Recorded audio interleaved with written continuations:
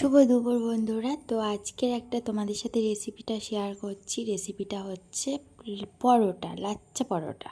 এতে যেভাবে ঘরোয়াভাবে পরোটা বানানো হয় তো সেটাই ট্রাই করছিলাম। তো পরোটা কিন্তু বেলে নিয়েও আবার একটু ছুরি দিয়ে কেটে নিতে হবে। আর কেটে নিয়ে দেখো সুন্দর করে এইভাবে পাকিয়ে একটা গোল রো তৈরি করে নিতে হবে। জীবনে প্রথমবার বানাচ্ছি আমি আর আমার হাজব্যান্ড দুজনে মিলেই।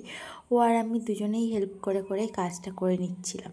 তো চলো এখন তোমাদের শেয়ার করি কেমন গোল গোল লেচি বানিয়েছি। আর এইগুলো কিন্তু দোকানের মতো একদমই নয়, কিন্তু এটা বাড়িতেই বানানো হয় এরকম।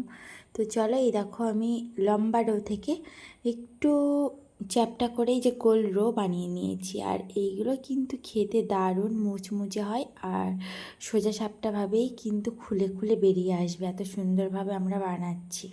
তোমরাও কে কে বাড়িতে বানিয়েছো অবশ্যই কিন্তু কমেন্ট বক্সে জানানো চাই। আর এই পরোটা কিন্তু অনেকটাই সুস্বাদু হয় লুচির থেকে। আর লুচি তো আমরা প্রায় সময় খেয়ে থাকি, কিন্তু লুচির থেকে একটু পরোটা এটা বেস্ট বলে মনে হয়।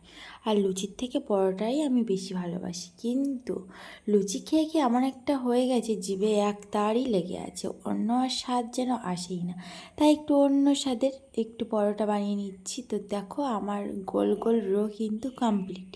আর আজকে আমাদের সাথে বাড়িতে পরোটার সাথে কাবলি ছোলার তরকারি।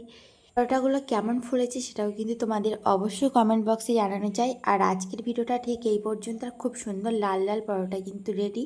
তো চলো আর দেরি করবো না, এবার আমি আর লোভ সামলাতেই পারছি না, এবার ঝটপট করেই কিন্তু বসে গেছি কখন খাবো। তো এতটা ফুলেছে, সত্যি খুব সুন্দর লাগছে দেখতে, আমার খাওয়ার থেকে সুন্দরটাই বেশি লাগছে। তো এখানে দেখো আমার পরোটার সাথে এখানে কিন্তু গরম গরম কাবলি ছোলার তরকারিটাও কিন্তু রেডি। তো চলো এখন একটু টেস্ট করে নিই। তো কেমন লাগলো জানিও, আর অবশ্য করে সাবস্ক্রাইব করে পাশে থেকো।